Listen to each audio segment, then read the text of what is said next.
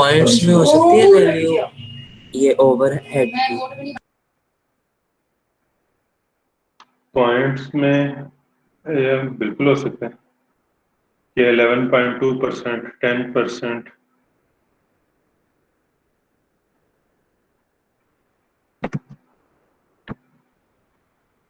तो उसको जरा देख लेते हैं। डेप्थ फर्स्ट में आपको कितनी नोड्स विजिट करनी पड़ेंगी? जितनी भी आपके पास ट्री में नोड्स हैं उनका काउंट है 1 2 3 4 5 6 7 8 9 10 11 12 13 और फिर आपने इसी तरीके से इन सबको काउंट कर लिया 2 3 4 5 6 7 8 9 सो 13 प्लस 27 और आंसर आपके पास आ गया 40।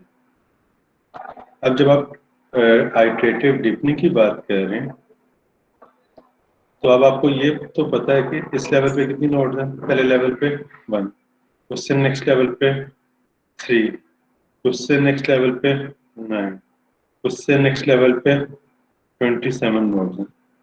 अब आइटरेटिव डीपनिंग में क्या होगा, आप लेवल बाय लेवल मूव करेंगे। जब आप लेवल 0 करेंगे तो आपको सिर्फ 1 नोड विजिट करनी है। फिर जब आप लेवल नेक्स्ट इंक्रीज करेंगे तो आपको रूट नोड और ये 3 नोड्स विजिट करनी है, मींस टोटल काउंट 4 हो गया। फिर जब आपने एक और लेवल इंक्रीज किया तो अब आपको इतनी नोड्स विजिट करनी है, मींस 9 प्लस 1 प्लस 3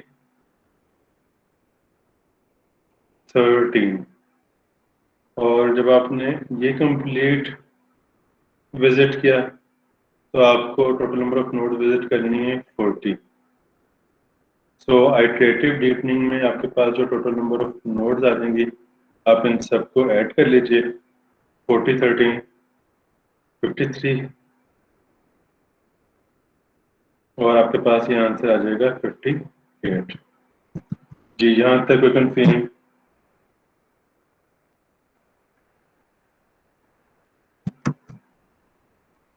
और ओवरहेड निकालने के लिए जो आपके पास ऑलरेडी फार्मूला है आप उस लिहाज से बता सकते हैं कि कितने परसेंट ओवरहेड आ रहा है। सो जो हमने लास्ट लेक्चर डिस्कस किए थे वो थे अनइनफॉर्म्ड सर्चिंग एल्गोरिथम्स,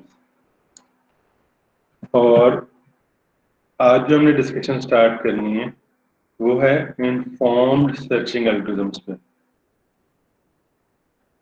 जिससे हम पहले भी डिस्कस कर चुके थे कि a search method is informed if it uses additional information about nodes that have not yet been explored to decide which node to examine next। ये बहुत इंपॉर्टेंट पॉइंट है।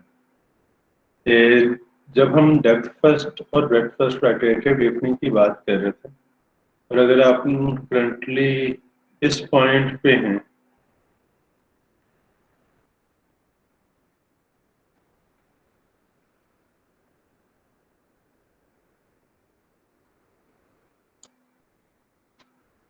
तो अगर आप करंटली इस पॉइंट पे हैं तो आप ब्लाइंडली इस नोड पे और फिर आगे अगर आप डेप्थ फर्स्ट अप्रोच यूज करें तो आप यहाँ पे और नेक्स्ट नेक्स्ट मूव करते रहेंगे। अगर लेवल ऑर्डर ब्रेडथ फर्स्ट है तो आप उस लिहाज से मूव कर रहे हैं।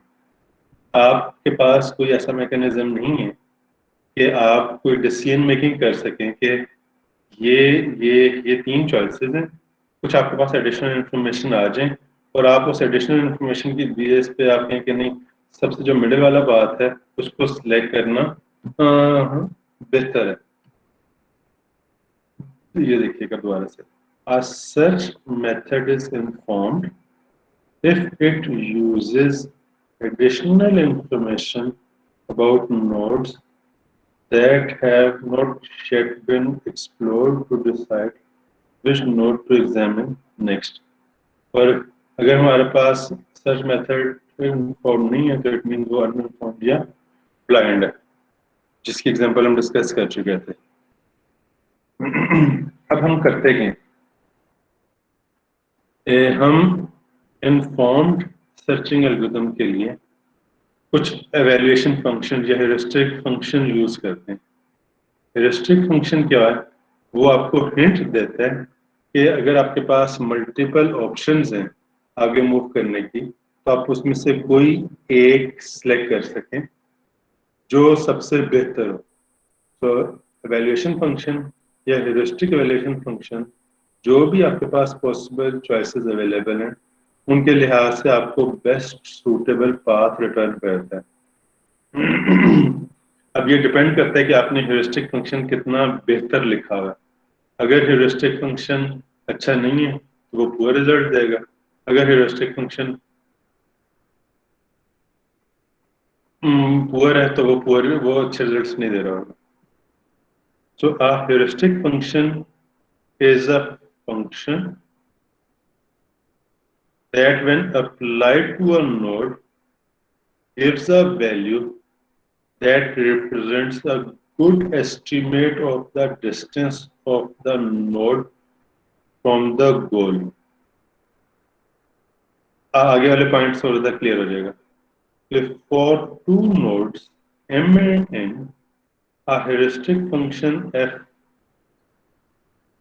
जो है if f of m, यानी आपने एक heuristic function f अप्लाई किया और m नोड पे, और आपने heuristic function अप्लाई किया n नोड पे,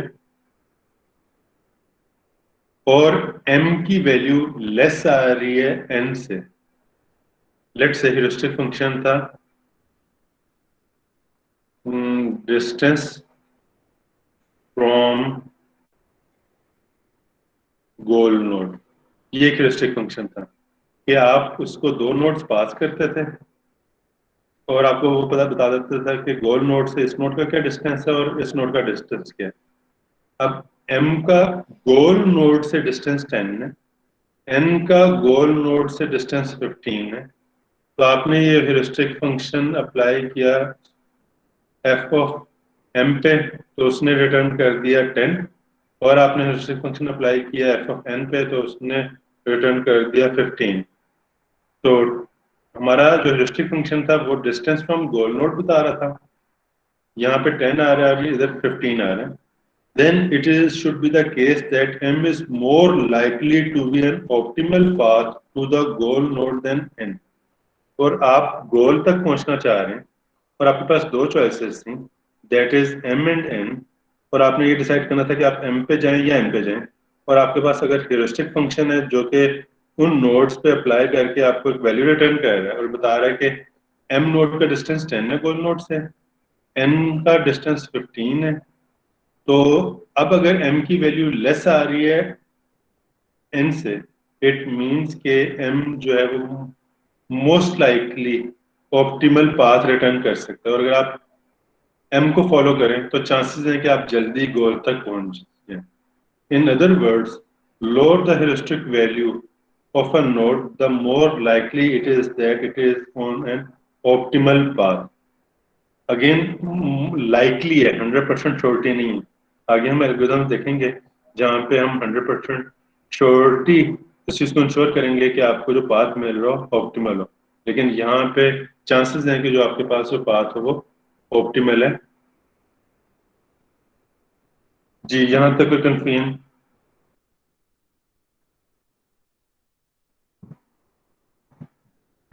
शाबाश।